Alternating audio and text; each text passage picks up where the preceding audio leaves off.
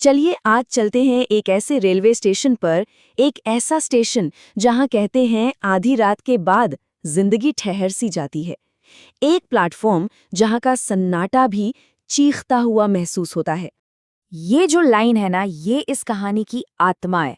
सच में जरा सोच कर देखिए एक ऐसी जगह के बारे में जहां गुजरा हुआ कल, मतलब पास्ट, कभी खत्म ही नहीं हुआ, बल्कि हर रात वो फिर से जिंदा हो उठता है। तो कहानी का पहला हिस्सा, एक भुताहा इंतजार। हम हैं एक ऐसे प्लेटफॉर्म पर जहां कहते हैं कि वक्त की सुइयां भी आगे बढ़ने से कांपती हैं। वक्त हो रहा था रात के 11:58, बस 2 मिनट और आधी रात हो जाएगी। ये वो समय होता है जब दिन और रात के बीच की लकीर मिट सी जाती है और किसी अनहोनी का डर सबसे ज्यादा होता है। और जगह एक पुराना, एकदम वीरान पड़ा रेलवे स्टेशन और उसका सबसे बदनाम प्लेटफॉर्म नंबर 7।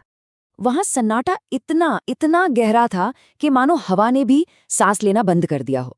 हर छोटी से छोटी आवाज भी ना दिल में एक अजीब सी सिहरन पैदा कर रही थी। और उसी खामोशी में मैं अकेला अपनी आखिरी ट्रेन का इंतजार कर रहा था। लेकिन उस गहरी खामोशी के बीच कुछ होने वाला था। एक अजीब मुलाकात, एक ऐसी मुलाकात जो उस रात की पूरी कहानी को हमेशा हमेशा के लिए बदलने वाली थी। और फिर उस एकदम खाली प्लेटफॉर्म पर अचानक पता नहीं कहां से एक औरत नजर आती है।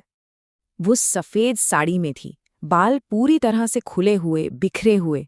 लेकिन सबसे अजीब और डरावनी बात पता है क्या थी? उसके चलने की कोई आवाज नहीं आ रही थी, कोई आहट नहीं।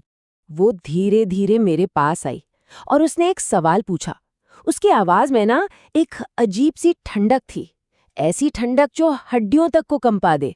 लेकिन असली खौफ, असली दहशत का सामना तो तब हुआ जब मेरी नज़र उसके चेहरे पे पड़ी।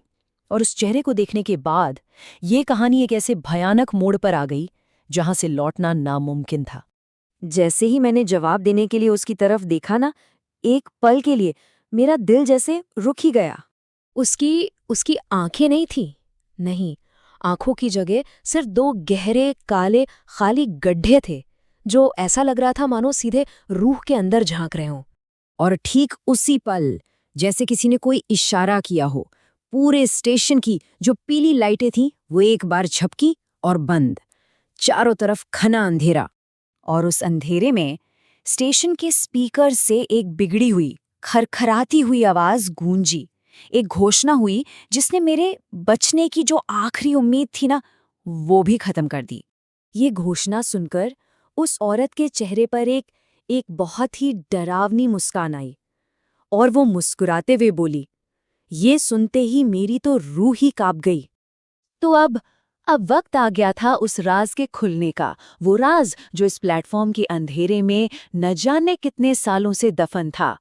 प्लेटफॉर्म नंबर 7 का असली राज जो अब मेरे ठीक सामने था। अचानक से एक तेज बर्फीली हवा चलने लगी और फिर हवा में दर्द भरी चीखों की आवाजें गूंजने लगी। मुझे कुछ समझ नहीं आया। मेरे पास बस एक ही रास्ता था, भागना, अपनी जान बचाने के लिए भागना। मैं भाग रहा था, लेकिन बस एक बार मैंने पीछे मुड़कर देखने की हिम्मत की और जो मैंने देखा, वो मंजर, वो आज भी मेरे जहन में जिंदा है। पूरा का पूरा प्लेटफॉर्म खून से लथपथ था और वो औरत, वो दर्जनों लाशों के बीच में खड़ी थी।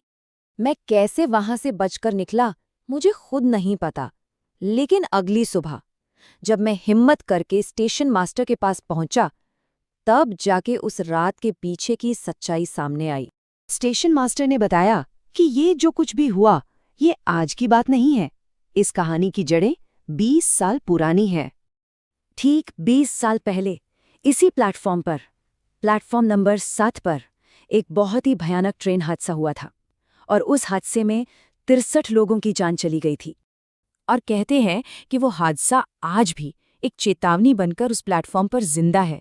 एक ऐसी चेतावनी जो सिर्फ मेरे लिए नहीं थी, बल्कि हर उस इंसान के लिए है जो वहां कदम रखता है। तो अगर कभी आधी रात के बाद कोई प्लेटफॉर्म नंबर 7 पर हो और कोई पास आकर पूछे ट्रेन आएगी, तो एक बात याद रखना, जवाब मत देना, भूल कर भी नहीं।